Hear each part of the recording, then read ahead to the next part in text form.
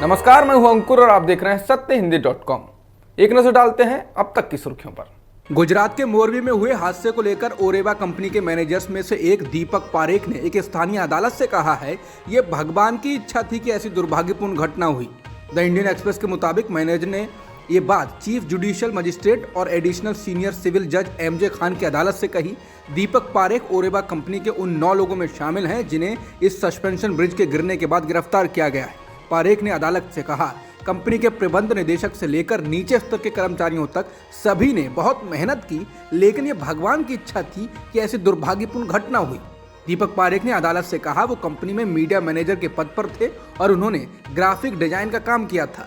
इस मामले में मोरबी के डीएसपी पीए जाला ने स्थानीय अदालत को बताया कि सस्पेंशन ब्रिज की केबल में जंग लगी हुई थी और अगर इसकी केबल की मरम्मत कर दी गई होती तो यह हादसा नहीं होता। बता दें, मोरबी जिले में रविवार शाम को हुए इस हादसे में अब तक कम से कम 140 लोगों की मौत हो चुकी है और 150 से ज्यादा लोग घायल हो चुके हैं।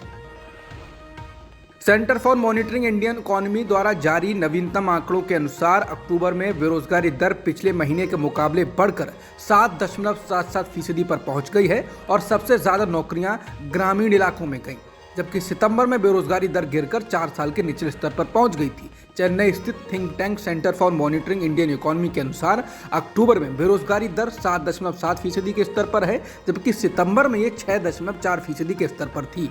शहरी इलाकों में बेरोजगारी दर में थोड़ी गिरावट आई है और ये 7.7% से घटकर 7.2% के स्तर पर है, लेकिन गाँव में बेरोजगारी बढ़ी है और सितंबर में 5.8% के मुकाबले अक्टूबर में ये 8.04% के स्तर पर है। CMI ने कहा है कि ग्रामीण इलाकों में बेरोजगारी बढ़ने की मुख्य वजह यह है कि अक्टूबर में आमतौर पर कृषि गतिविधियां सुस्त रहती हैं।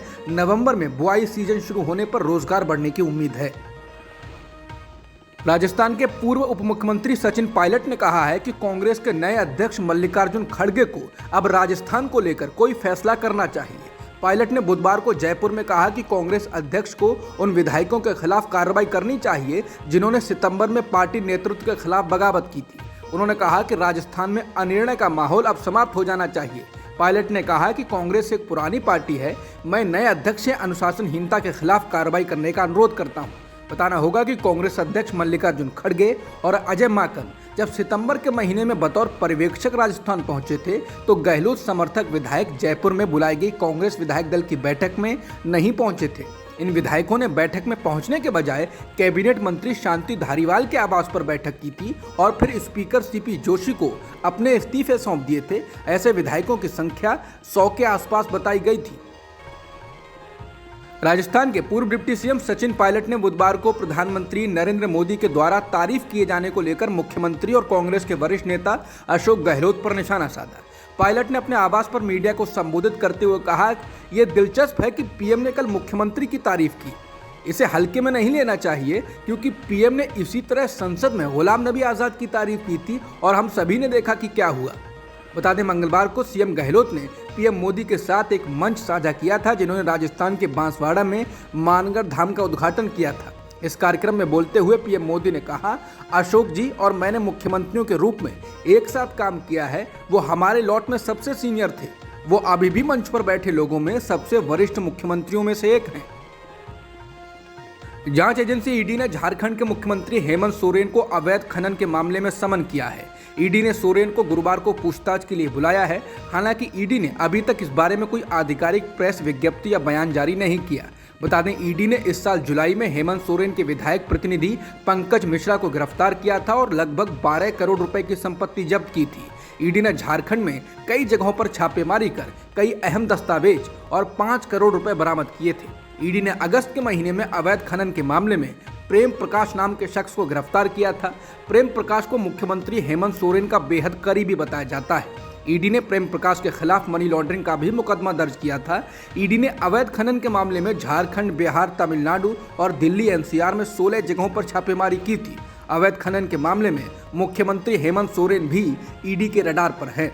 हेमंत सोरेन पर आरोप है कि उन्होंने मुख्यमंत्री रहते हुए जून 2021 में अपने ही नाम खदान का पट्टा आवंटित कर लिया था। महाराष्ट्र सरकार में उप मुख्यमंत्री देवेंद्र फडणवीस की पत्नी अमृता फडणवीस की सुरक्षा बढ़ा दी गई है। उनकी सुरक्षा एक्स कैटेगरी से बढ़ाकर वाई प्लस कर दी गई है। वाई प्लस कैटेगरी की सुरक्षा के तहत सरकार की ओर से एक एस्कॉर्ट वाहन और 50 पुलिसकर्मी हर वक्त मौजूद रहते हैं। अमृता फडणवीस को ट्रैफिक क्लियरेंस व्हीकल भी दिया गया है। ट्रैफिक क्लियरेंस व्हीकल यात्रा के दौरान ट्रैफिक को क्लियर करता हुआ चलता है। देवेंद्र फडणवीस के पास सरकार में बेहद अहम माने जाने वाला गृह मंत्रालय भी है। ये बताना जरूरी होगा कि कुछ दिन पहले ही बीजेपी एकनाथ शिंदे सरकार ने विपक्षी दलों के 25 नेताओं की सुरक्षा हटा दी थी। इन नेताओं में कांग्रेस, एनसीपी और शिवसेना के उद्धव ठाकरे गुट के नेता शामिल थे। हाल ही में ट्विटर के नए बॉस बने एलन मस्क ने कहा कि ट्विटर पर ब्लू टिक रखने वालों को अब इसके लिए हर महीने $8 देने होंगे। उन्होंने ट्वीट कर कहा कि ब्लू टिक के लिए ट्विटर का जो मौजूदा सिस्टम है वो बकवास है। बीते कई दिनों से इस बात की चर्चा थी कि ट्विटर पर ब्लू टिक रखने वालों को इसके लिए कुछ रकम चुकानी पड़ सकती है और अब मस्क ने इसके बारे में ऐलान कर दिया है। आज तक ट्विटर पर ब्लू टिक के लिए कोई पैसा नहीं देना होता था। कुछ औपचारिकताओं के बाद ट्विटर आपके अकाउंट को वेरीफाई कर आपको ब्लू टिक देता था। ब्लू टिक रखने का सीधा मतलब यह है कि आपका अकाउंट वेरीफाइड है। मौजूदा वक्त में $1 का भाव 82 से 83 रुपए के आसपास है। ऐसे में भारत में ब्लू टिक रखने वाले लोगों को 650 रुपए हर महीने चुकाने पड़ सकते हैं। ऑस्ट्रेलिया में खेले जा रहे T20 विश्व कप में आज एडिलेड में भारत और बांग्लादेश की टीमें आमने सामने हैं। ग्रुप 2 के इस मुकाबले में टॉस बांग्लादेश के कप्तान शाकिब अल हसन ने जीता और भारत को पहले बल्लेबाजी करने का न्योता दिया। भारत और बांग्लादेश दोनों टीम में एक बदलाव किया गया है। भारत ने दीपक हुड्डा की जगह अक्षर पटेल को मौका दिया, जबकि बांग्लादेश ने सौम्य सरकार की जगह शौरिफुल इस्लाम को टीम में जगह दी है। अब तक की खबरों में इतना ही। बाकी खबरों के लिए बने रहिए सत्यहिंदी.com के साथ।